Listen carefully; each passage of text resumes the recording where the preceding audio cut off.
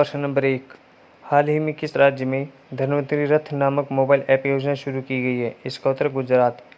गुजरात के अहमदाबाद शहर में धन्वंतरि रथ नामक मोबाइल ऐप योजना शुरू की गई है। यह एक मोबाइल वैन है जो हर घर में गैर कोविड आवश्यक स्वास्थ्य सेवा प्रदान करती है। प्रत्येक वैन में एक आयुष चिकित्सक, एक पैरामेडिक और नर्सिंग स्टाफ और निगम के शहरी स्वास्थ्य केंद्र के एक स्थानीय चिकित्सा अधिकारी होते हैं। यह नियमित बाहरी रोगी परामर्श प्रदान करता है। प्रश्न नंबर 2, हाल ही में भारतीय चिकित्सा अनुसंधान परिषद द्वारा कौन सी दवाई विकसित की गई है? इसका उत्तर Covaxin. Indian Council of Medical Research ने कोवैक्सीन नामक संभावित कोविड-19 वैक्सीन के विकास के लिए भारत बायोटेक के साथ साझेदारी की है। Drugs controller general of India ने चरण 1 और 2 मानव नैदानिक परीक्षणों का संचालन करने की अनुमति दी है। यह वैक्सीन विकसित करने के लिए विश्व स्तर पर स्वीकृत मानकों के अनुसार कार्य कर रहा है। प्रश्न नंबर 3, हाल ही में किस सोशल मीडिया प्लेटफॉर्म ने भारत में इट्स बिटवीन यू नाम से एक अभियान शुरू किया है? इसका उत्तर व्हाट्सएप। व्हाट्सएप ने भारत में इट्स बिटवीन यू नाम से अपना पहला ब्रांड अभियान शुरू किया है।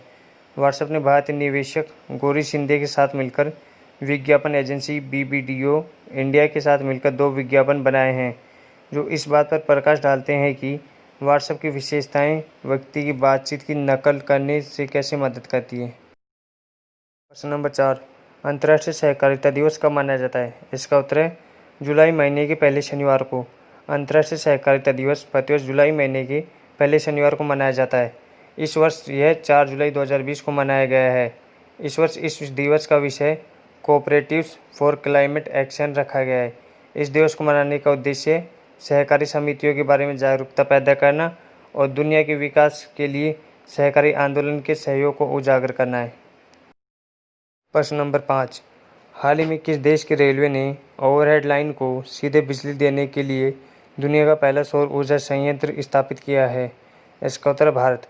अपनी कॉर्पोरेट सामाजिक उत्तरदायित्व योजना के तहत भारत में सबसे बड़ी बिजली उत्पादन उपकरण निर्माता भारत हैवी इलेक्ट्रिक्स लिमिटेड ने मध्य प्रदेश के बीना जिले में 1.7 मेगावाट की सौर ऊर्जा परियोजना स्थापित करने के लिए भारतीय रेलवे के साथ एक परियोजना शुरू की थी।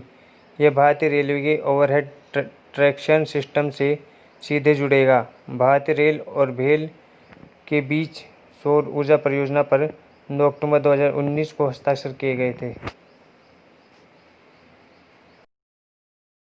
प्रश्न नंबर 6, हाल ही में किस देश ने कला, संस्कृति और विरासत उद्योगों के लिए समर्पित 1.57 बिलियन पाउंड का बचाव पैकेज लॉन्च किया है? इसका उत्तर यूनाइटेड किंगडम। यूनाइटेड किंगडम के मंत्री ऋषि सुनक ने कला, संस्कृति और विरासत उद्योगों के लिए समर्पित 1.57 बिलियन पाउंड के बचाव पैकेज का अनावरण किया है। इस बचाव पैकेज के तहत देश भर के उद्योगों को सस्ता ऋण उपलब्ध कराया जाएगा जो 7 लाख से अधिक लोगों को रोजगार देते हैं। इससे प्रदर्शन कला और थिएटर, संग्रहालय आदि सहित हजारों संगठन लाभान्वित होंगे। प्रश्न नंबर 7, हाल ही में किस देश ने ऑफिस 16 नामक एक नया सैन्य निगरानी उपग्रह लॉन्च किया है? इसका उत्तर इजराइल। इजराइल ने ऑफिस 16 नामक एक नया सैन्य निगरानी उपग्रह लॉन्च किया है जो अपनी सैन्य गतिविधियों के लिए उच्च गुणवत्ता की निगरानी प्रदान करेगा। इस उपग्रह को स्वदेशी रूप से विकसित शैव रॉकेट द्वारा अंतरिक्ष में लॉन्च किया गया जिसका उपयोग ऑफिक उपग्रहों के पिछले संस्करणों को लॉन्च करने के लिए किया गया था। यह इजराइल एरोस्पेस इंडस्ट्रीज द्वारा विकसित एक उन्नत इलेक्ट्रो ऑप्टिकल निगरानी उपग्रह है। प्रश्न नंबर 8, हाल ही में किस देश ने एक्सपेट कोटा बिल पारित किया है? इसका उत्तर कुवैत। कुवैत की नेशनल असेंबली की कानूनी और विधायी समिति ने ड्राफ्ट एक्सपेट कोटा बिल को मंजूरी दी है। यदि बिल को एक कानून के रूप में लागू किया जाता है तो 8 लाख से अधिक भारतीयों को कुवैत से बाहर किया जा सकता है। प्रस्तावित बिल के अनुसार भारतीयों की आबादी 15% से अधिक नहीं होनी चाहिए। कुवैत की 4.3 बिलियन आबादी में से 3 बिलियन एक्सपेट है। प्रश्न नंबर 9, हाल ही में किस वित्तीय संस्थान ने भारत के नमामि गंगे कार्यक्रम का समर्थन करने के लिए 400 मिलियन अमेरिकी डॉलर का ऋण स्वीकृत किया है? इसका उत्तर विश्व बैंक। विश्व बैंक और भारत सरकार ने नमामि गंगे कार्यक्रम के लिए सहायता प्रदान करने के लिए एक ऋण समझौते पर हस्ताक्षर किए हैं। इस कार्यक्रम का उद्देश्य गंगा नदी का कायाकल्प करना है। 400 मिलियन अमेरिकी डॉलर के फंड में 381 मिलियन अमेरिकी डॉलर का ऋण और 19 मिलियन अमेरिकी डॉलर तक की गारंटी शामिल है। प्रश्न नंबर 10, विश्व जूनोस दिवस कब मनाया जाता है? इसका उत्तर है 6 जुलाई। विश्व जूनोस दिवस प्रतिवर्ष 6 जुलाई को मनाया जाता है। यह दिवस प्रतिवर्ष फ्रेंच जीव विज्ञानी लुई पास्चर के काम को सम्मानित करने के लिए मनाया जाता है।